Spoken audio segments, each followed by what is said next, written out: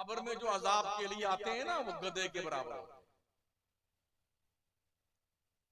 जो अज़दहे बेनमाजियों और गुनहगारों, कुफार और मुशरिकीन पर मुसल्लत किए जाते हैं। हदीस शरीफ के अंदर आया है कि जब बिच्छू डंक मारता है तो 70-70 साल तक उसका जहर नहीं उतरता है।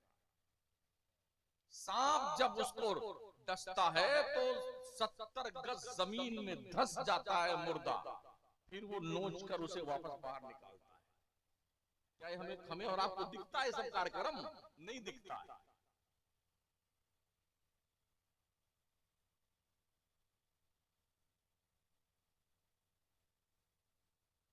याद रखना, आगाह अपनी मौत से कोई बशर नहीं। सामान 100 बरस का है, पल की खबर नहीं। हजरत मलकुल मौत अचानक तशरीफ लाते हैं और पकड़ के ले जाते हैं। पूरा खानदान इकट्ठा होता है, कोई कुछ नहीं बिगाड़ पाता उनका। दबोचा गला चल। हम है कि हमने होश के नाखून नहीं लेने। लतीफा सुनाओ, पूरी पब्लिक हंसती रहे। वाह वाह वाह वाह, जिंदाबाद मौलाना जिंदाबाद। इसलिए जलसे होते हैं। जन्नत की खुशखबरियां सुनाओ, चाहे कोई नमाज ना पढ़ो, हमारे पीर साहब हमको जन्नत में लेके जाएंगे। बहुत मारे जाओगे यार, कसम खुदा की। तैयारी कर लो अपनी कब्र में जाने के लिए, और कुछ नेकियां करके अपनी कब्र में ले जाओ, ताकि अंधेरी कब्र में रोशनी का इंतजाम हो। कैसा लगता है अगर ये लाइट चली जाए, अभी बिल्कुल अंधेरा घुप हो जाए, तो वहशत होती कि नहीं होती? क्या ख्याल है आपका, जो कब्र में मनो मिट्टी के नीचे डाल दिया गया है, उससे कैसे नींद आती होगी अपनी कब्र में? उसको, मुर्दे को कब्र में जिंदा किया जाता है। जैसे हम यहां जिंदा बैठे हैं ना, मुनकर नकीर आके उसे जिंदा करते बिठाते हैं, जवाब दे।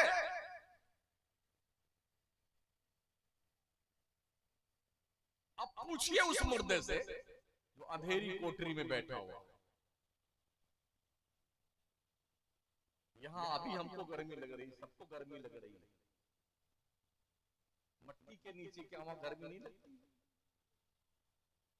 बारिश का मौसम आ जाए, कब्रों में पानी भर जाता है, अब्बा हुजूर तैरते रहते हैं उसी में। कभी एहसास किया आपने?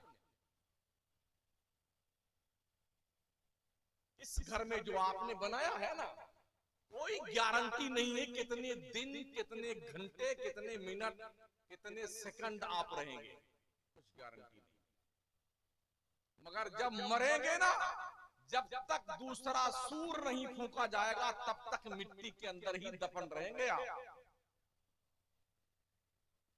कभी कब्र खोदने वालों से पूछो, जब कब्र खोदते हैं ना, तो पहले मुर्दों की हड्डियां दिखाई पड़ती हैं। पैर की हड्डी, हाथ की हड्डी, खोपड़ी सब पड़ी होती है। तो उसको भी साइड में उसी में करके फिर दूसरे मुर्दे को उसी में टिका दिया जाता है। आराम फरमाइए इसे।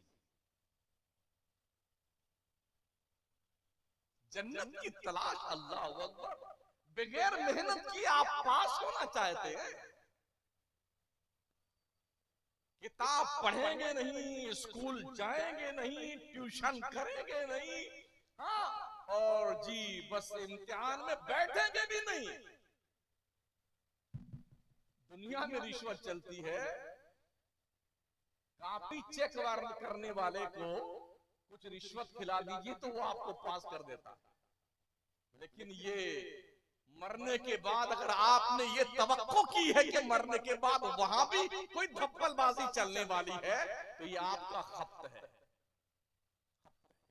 उधर कोई धप्पलबाजी नहीं चलेगी, ये ध्यान रखना।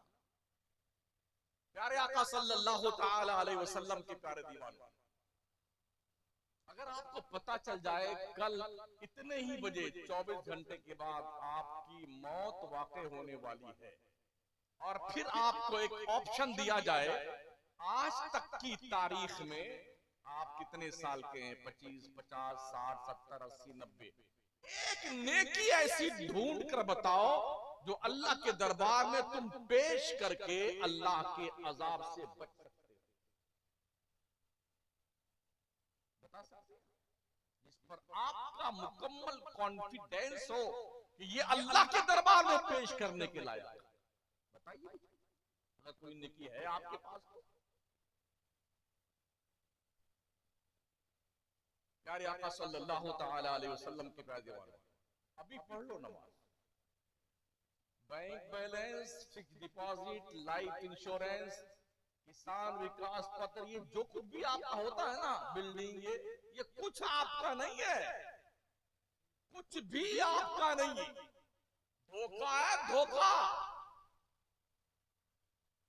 अल्लाह के नबी फरमाते हैं जो बंदे ने खाया वो वेस्टेज माल बन गया, जो पहना वो पुराना हो गया, और जो अल्लाह के रास्ते में दिया वो तेरे काम आने वाला है। इसलिए नमाजें पढ़ लो, हलाल हराम की तमीज करके कमाओ। अब तो हम ये देख रहे हैं, रोजाना वीडियोज आती हैं, बेटी और दामाद ने मिलके अपने बाप को बेटी ने मार डाला दौलत के लिए। पोते ने दादा का कत्ल कर दिया, बेटे ने अम्मी को कैंची घुसा दिया पेट में और मार डाला पैसे के लिए। कहां बैठे मियां? आए दिन ये हालात हैं। और अभी तो एक मुहतरमा ने अपने शौहर के 15 टुकड़े करके ड्रम में डाले और सीमेंट से उनको प्लास्टर करके पैक कर दिया। क्या ख्याल है आपका? परसों की खबर मैंने पढ़ी, गोंडा जिला में एक बेगम ने अपने शौहर को धमकी दी, याद है? ड्रम में पैक कर देंगे। खीरी लखीमपुर जिला की एक औरत ने अपने शौहर को धमकी दी, शौहर पुलिस स्टेशन पहुंचा कंप्लेन लेकर के अपनी बीवी के खिलाफ। क्या है आपका इस दुनिया में जनाब? क्या है? किस पर भरोसा आपका है? तो कम से कम अपने रब के तो वफादार बंदे बन के रहो कि मरने के बाद तो चैन की नींद आए यार।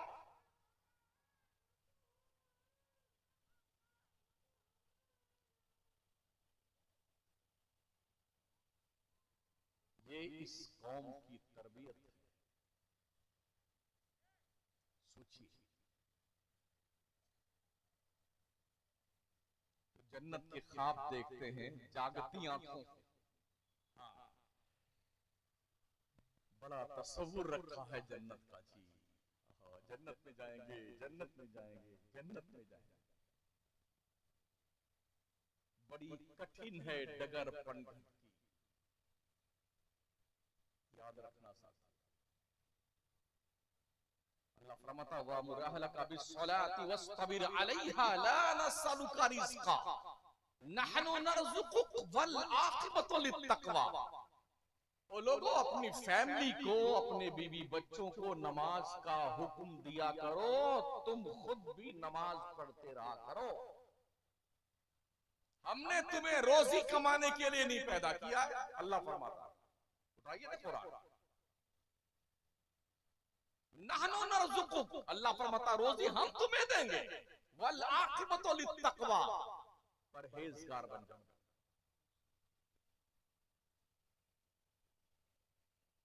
ये नदी अगर सूख जाए ना, किसी का बाप एक कतरा पानी निकाल के बताए ना, अगर अल्लाह की मर्जी नहीं है।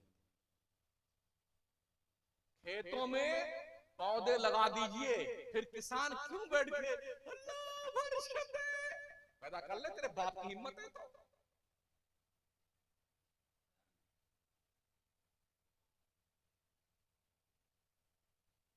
अल्लाह पालता है अपने बंदों को, कीड़े मकोड़ों को रोजी देता है, चींटियों को रोजी देता है, दरिंदों चरिंदों परिंदों को रोजी देता है, हमें भी रोजी दे रहा है।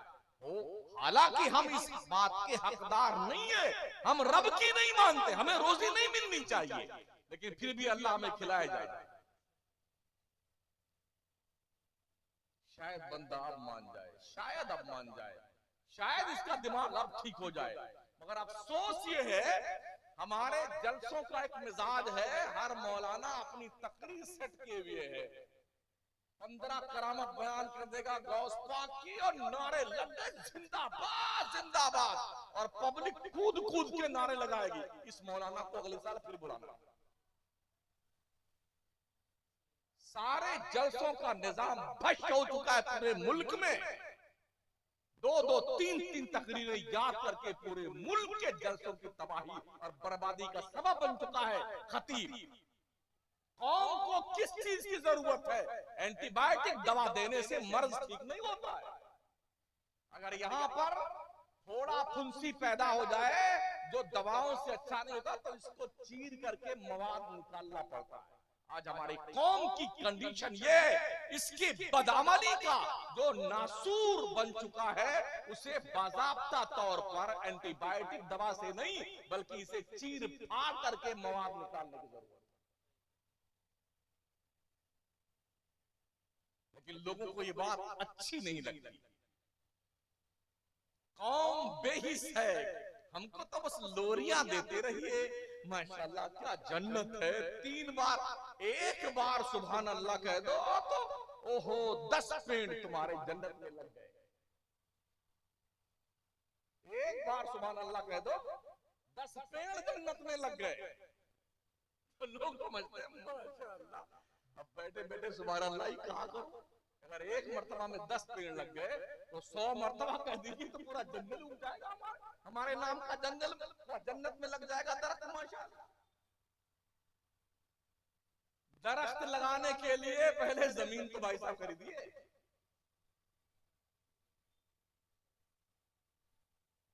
इस गांव का नाम भूल गया, बैरुआ के लोगों, इस बैरुआ की जमीन पर आपके नाम की 1 भी इंच जमीन नहीं, और नर्सरी से 10 पेड़ ले आइए, किसकी जमीन में लगाएंगे? किसकी जमीन में लगाएंगे? पड़ोसी के? धक्का मार के भगाएगा। तो जन्नत में पहले जमीन खरीद लो, जमीन, फिर वो पेड़ लगाइएगा 10 पेड़ सुभान अल्लाह कह करके। जमीन तो ली नहीं बेटे और पेड़ लगाने बैठे हुए। क्या गौस पाक बेनमाजी थे? क्या गरीब नवाज बेनमाजी थे? क्या फातिमा जहरा बेनमाजी थी? क्या करबला के इमाम हुसैन उनके साथी बेनमाजी थे? क्या आला हज़रत सरकार बेनमाजी थे? क्या हुजूर मखदूम अशरफ जहांगीर समनानी बेनमाजी थे? महबूब इलाही बेनमाजी थे? तो किस बुनियाद पर आप बेनमाजी हैं? जहालत का इतना प्रकोप आ गया है।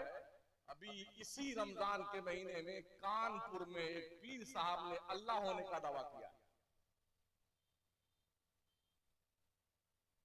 ताज्जुब इस बात पर है, उसके भी मानने वाले हो गए। मैं समझता हूं अगर शैतान भी इंसानी ड्रेस पहनकर आ जाए दुनिया में तो लोग कहेंगे हजरत बहुत देर से तशरीफ लाए आप, हम कितने दिन से आपका इंतजार कर रहे हैं। उसके भी पैरोकार मिल जाएंगे, उसके साथ चलने वाले। उस मरदूद मुशरिक मुर्तद काफिर ने क्या कहा? मुसलमान जो था कभी, उसने कहा अल्लाह 2 है, एक अल्लाह वो है जो नूर ला नूर है और एक अल्लाह मैं हूं। ला हौला वला कुव्वता इल्ला बिल्लाहिल अज़ीम। जबकि अल्लाह फरमाता है लौ काना फीहिमा आलिहा इल्लल्लाह लफसदता, अगर अल्लाह के अलावा कोई एक और भी अल्लाह होता तो दोनों में झगड़ा हो जाता, लड़ाई हो जाता। जानते हो अल्लाह का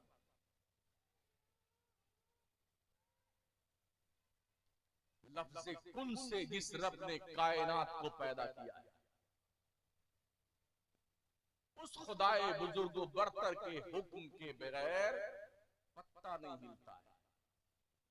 इतना बड़ा वजूद अल्लाह ने दिया है, कुछ पैसा लिया आपसे, इतना खूबसूरत बनाया है। इसमें अगर ये सर्दी के मौसम में कुछ फटन पैदा हो जाए तो इसमें क्रीम लगाने के लिए भी पैसा देना पड़ता है। लेकिन अल्लाह ने इतना खूबसूरत चेहरा दिया, बढ़िया से आंखें दी है, जबान दी है, कान अता फरमाए, बड़ा खूबसूरत बनाया। लक़द खलक़नल इंसान फी अहसन तक़वीम।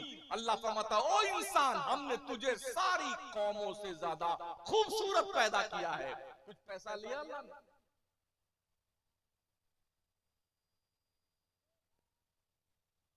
एक टेबलेट भी डॉक्टर फ्री नहीं देता, एक टेबलेट। और किसी डॉक्टर के इलाज से कोई मरीज ठीक हो जाए ना, तो पूरी जिंदगी डॉक्टर साहब थैंक यू डॉक्टर साहब थैंक यू, उसकी टांगों में बिछा जाता है। और जिस रब ने इतना खूबसूरत वजूद दिया फ्री ऑफ कॉस्ट, उसको शुक्रिया कब बोले? उस रब को कब याद करोगे बंदे? उस परवरदिगार की दहलीज़े करम पर सजदे नियाज कब पेश करोगे परवरदिगार को? कभी सोचा आपने? इस्लाम की मुकद्दस शहजादियां बैठी हुई, दो बात इनसे मैं अर्ज कर लूं, इसलिए कि तकरीर जो है खत्म करने का वक्त मेरे आ गया है, क्योंकि मेरे बाद एक भी खिताब आपको सुनना है। आप भी सोच रहे होंगे कितनी कड़ी तकरीर हो रही है ना? दवाएं कड़वी ही फायदा करती है, ध्यान रखना। मीठी दवाएं फायदा नहीं करती हैं।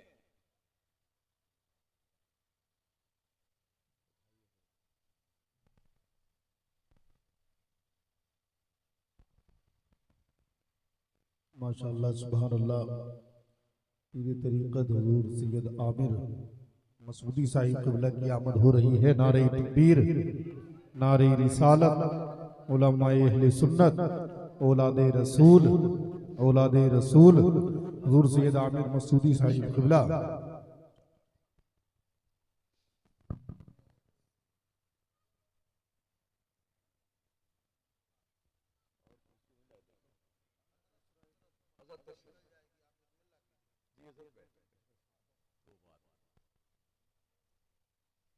बैठ लीजिए थोड़ी।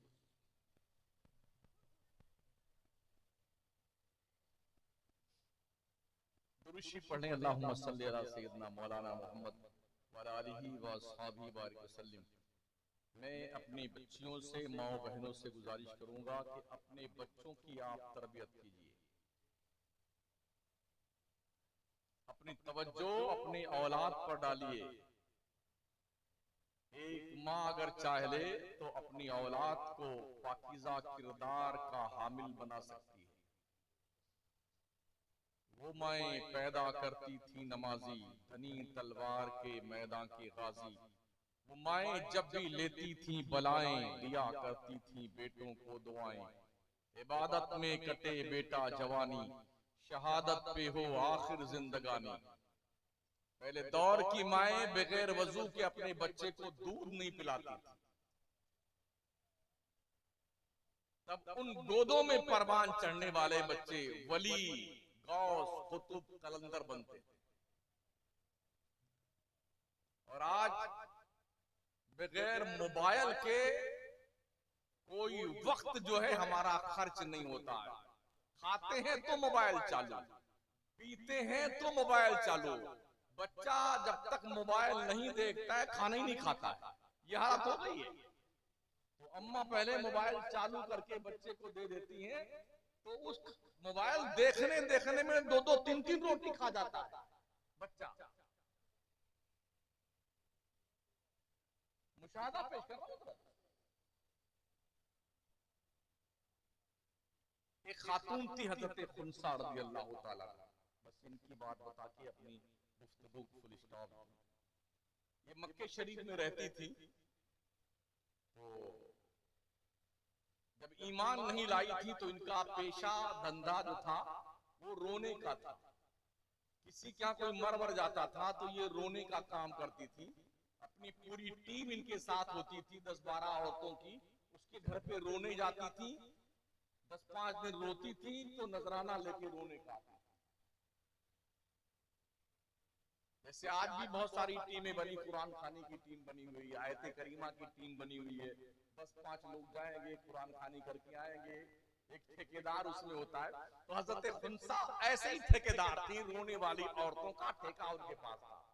किसी का कोई मर गया तो आकर के उनसे कांटेक्ट करता कि हमारे अब्बा मर गए, चलिए हमारे घर रोइए आप। तो 10-5 दिन रोने के लिए तो पैसा लेके आते। जब ईमान लाई वो, तो उनके शौहर भी मैदान में शहीद हुए दीन के लिए। हजरत साद इब्न अबी वक्कास ने जब जंग शुरू की कादसिया के मौके पे, उस वक्त हजरत खुंसा जिंदा था।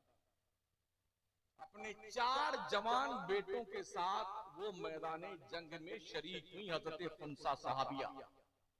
आंखों की रोशनी चली गई थी। जैसे कल जंग होने वाली है कादसिया के मैदान में, तो आज हजरत खुंसा ने अपने 4 लड़कों को बुलाया और फरमाया, बेटे हम तुम्हें कुछ नसीहत करना चाहते हैं। बोलिए मजाल क्या बात। तो फरमाती है, बेटे तुम एक बाप और एक माँ के बेटे हो। गौर से सुन लीजिए आप भी, मेरी माए बहनें भी। तुम एक बाप और एक माँ के बेटे हो। हमने तुम्हारे बाप से कोई खयानत नहीं की है। कहा, माँ तुम कहना क्या चाहती?